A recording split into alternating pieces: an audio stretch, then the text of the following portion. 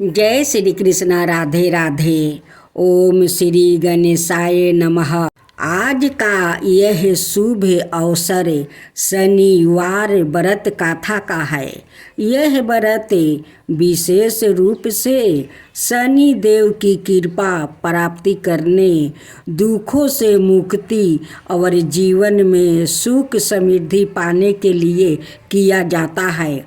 शनि देव न्याय के देवता है, जो हर प्राणी को उसके कर्मों के अनुसार फल देते हैं। इस व्रत और कथा के श्रवण मात्र से जीवन में सकारात्मक परिवर्तन आता है।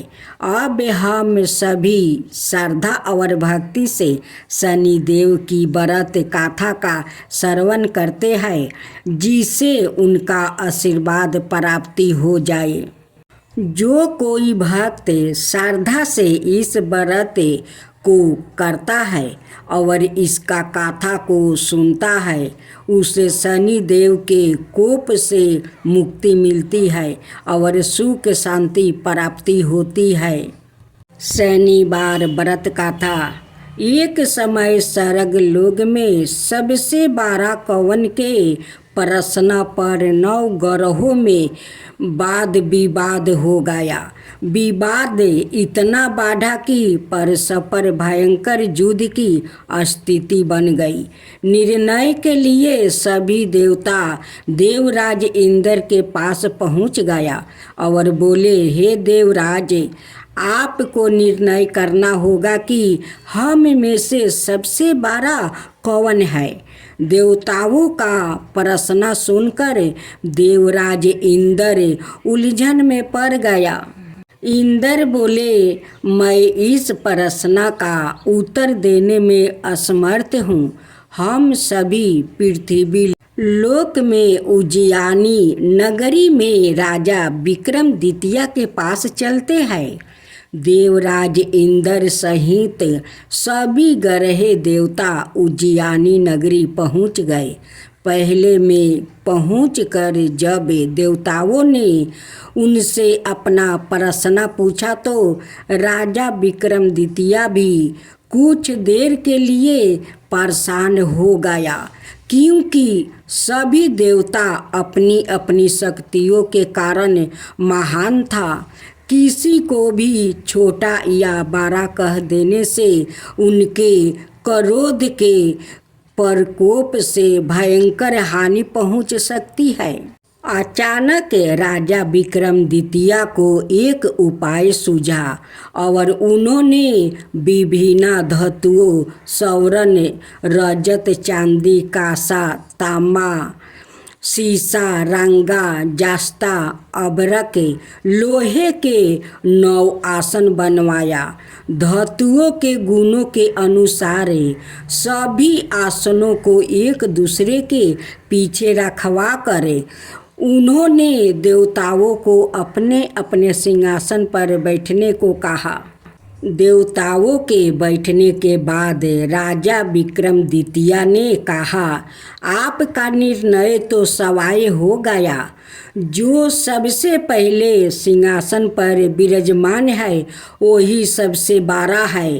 राजा विक्रमादित्य के निर्णय को सुनकर शनि देवता ने सबसे पीछे आसन पर बैठने के कारण अपने को छोटा जानकर क्रोधित होकर कहा, राजा विक्रमादित्य, तुमने मुझे सबसे पीछे बैठाकर मेरा अपमान किया है।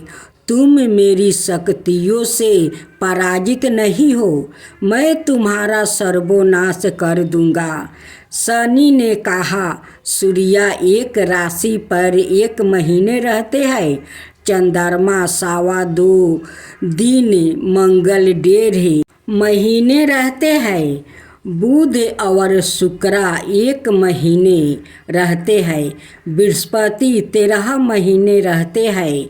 लेकिन मैं किसी राशि पर 7.5 बरस से 7.5 तक रहता हूँ। बड़े बड़े देवताओं को मैंने अपने प्रकोप से पीड़ित किया है। राम को 7.5 के कारण ही वन में जाकर रहना पड़ा और रावण को 7.5 के कारण ही युद्ध में मृत्यु का शिकार बनना पड़ा। राजा, अब तू भी मेरे प्रकोप से नहीं बच सकेगा।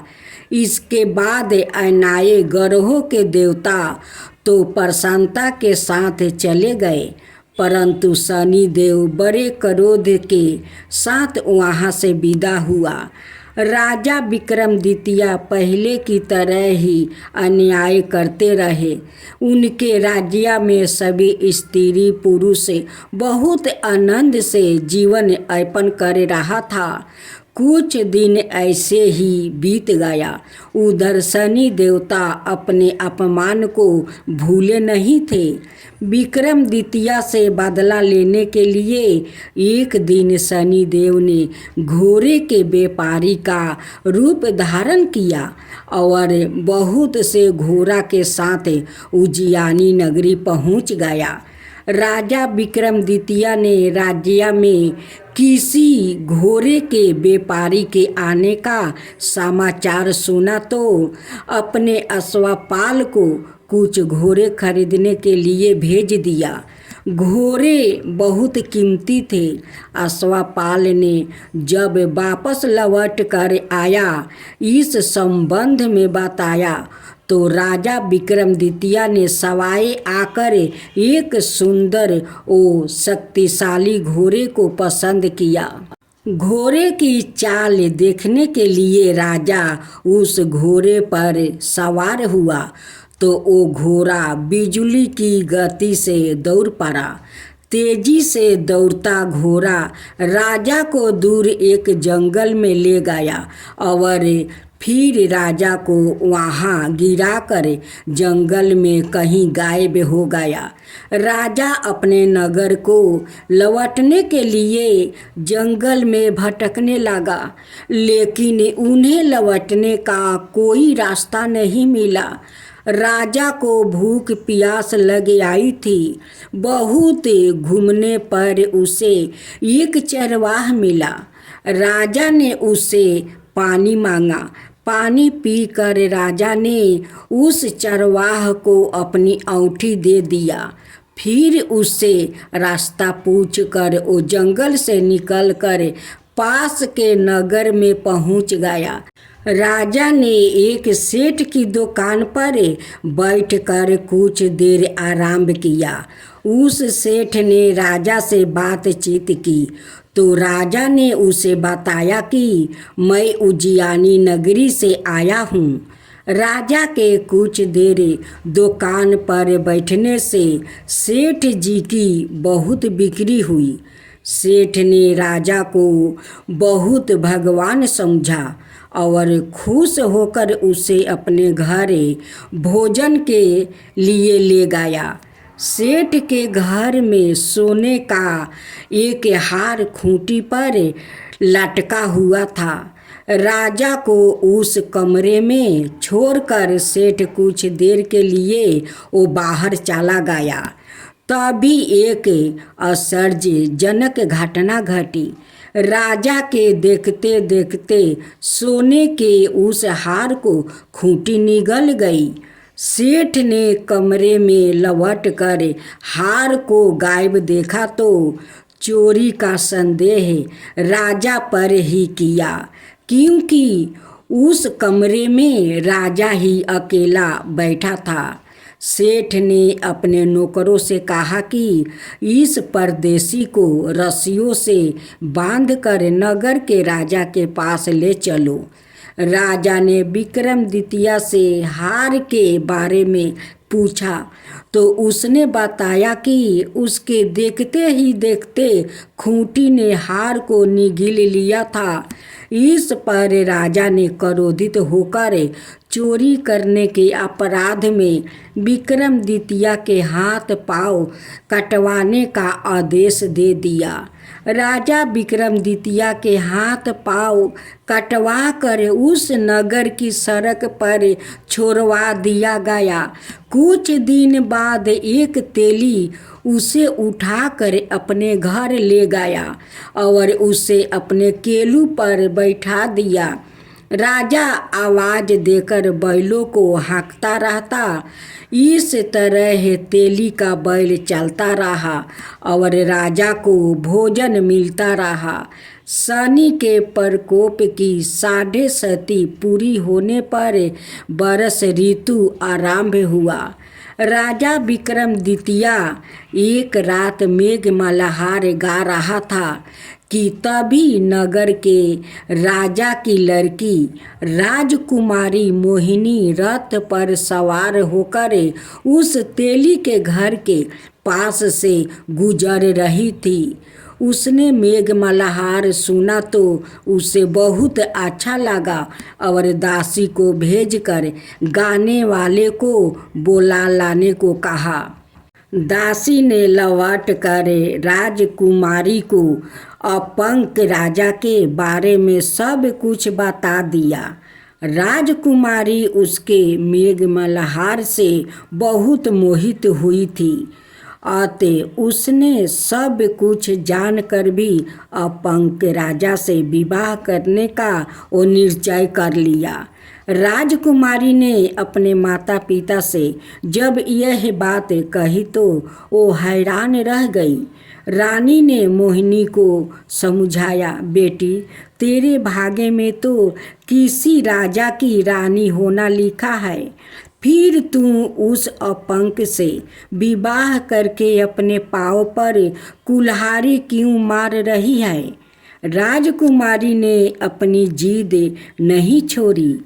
अपनी जिद पूरी करने के लिए उसने भोजन करना छोड़ दिया और प्राण त्याग देने का वो निश्चय कर लिया। आखिर राजा रानी को बेबस होकर अपंक विक्रमादित्य से राजकुमारी का विवाह करना पड़ा। विवाह के बाद राजा विक्रमादित्य और राजकुमारी तेली के घर में रहने लगी।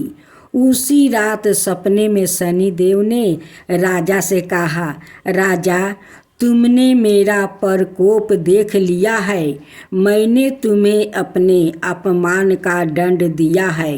राजा ने शनिदेव से क्षमा करने को कहा और प्रार्थना की, हे शनिदेव आपने जितना दुख मुझे दिया है अन्याय किसी को नहीं देना भगवान, किसी को नहीं देना।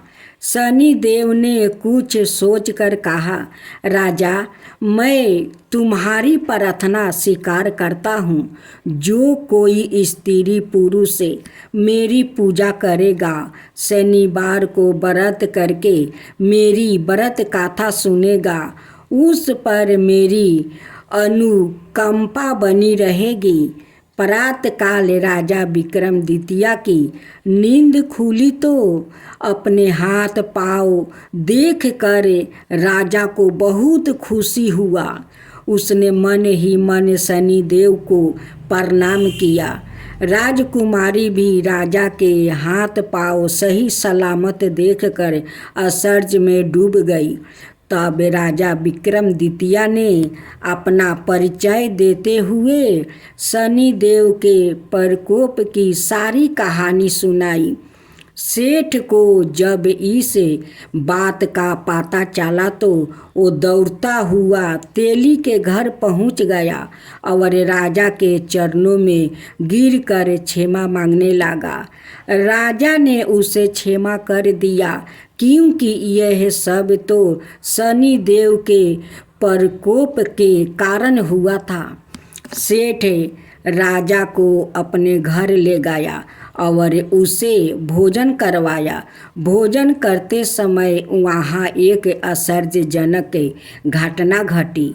सबके देखते देखते उस खूंटी ने हार उगील दिया। सेठ जी ने अपनी बेटी का विवाह भी राजा के साथ कर दिया और बहुत से स्वर्ण आभूषण धन आदि देकर राजा को विदा किया।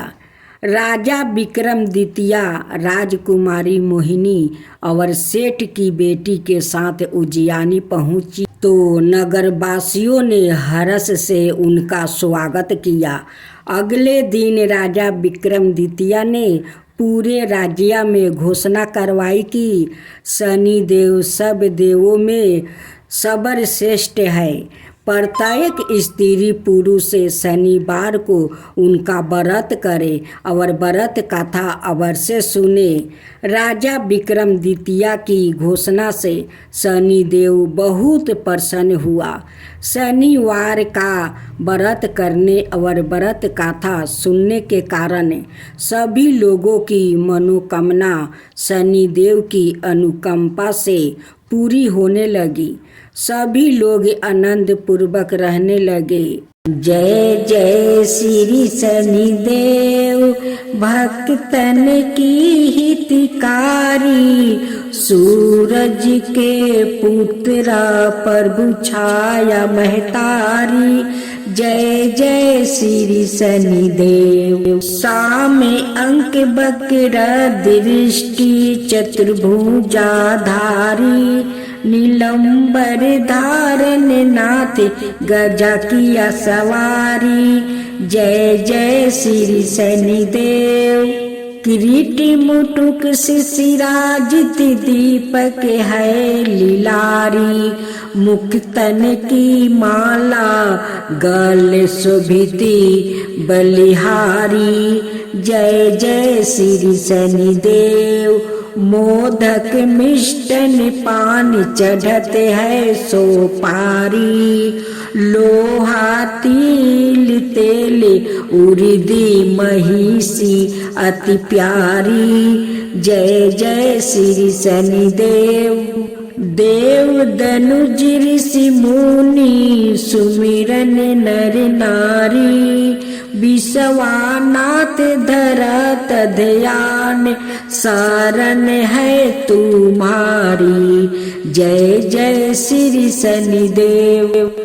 जा पर कृपित हो तुम स्वामी, घोर कष्ट ओ पावे, धन विभाव और माने कीर्ति सब पल भर में मिट जावे।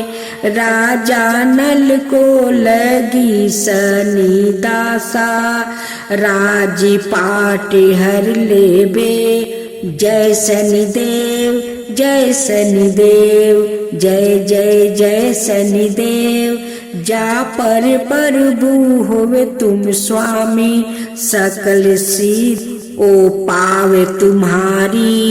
कृपा रहे तो उसको जग में कवन सतावे, तांबा तेल और तिल से जो करे भक्तन सेवा। जय जय शनिदेव, जय जय शनिदेव, जय जय शनिदेव। हर शनिवार तुम्हारी जय जयकार जगत में होबे। कलियुग में शनिदेव महाचत में दुख दलिदरता धोबे। करूं आरती भक्ति भाव से भेंट चढ़ावे मेवा।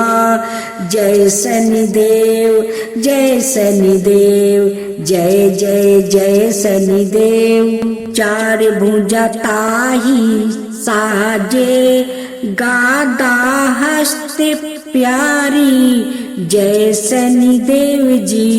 रवि नंदन गजे बंदन यम, अंग्रेज देवा कष्ट नासो नर पाते, करते तब सेवा। जय शनिदेव जी, जय शनिदेव जी। तेज अपार तुम्हारा स्वामी सहा नहीं जावे। तुमसे बेमुख जगत में सुखी नहीं पावे। जय शनिदेव जी नमो नमो रविनंदने। सब गरहो सिर ताजा बंसीधर यश गावे। रखियो प्रभु लाज हमारा। जय जय शनिदेव जी, जय जय शनिदेव।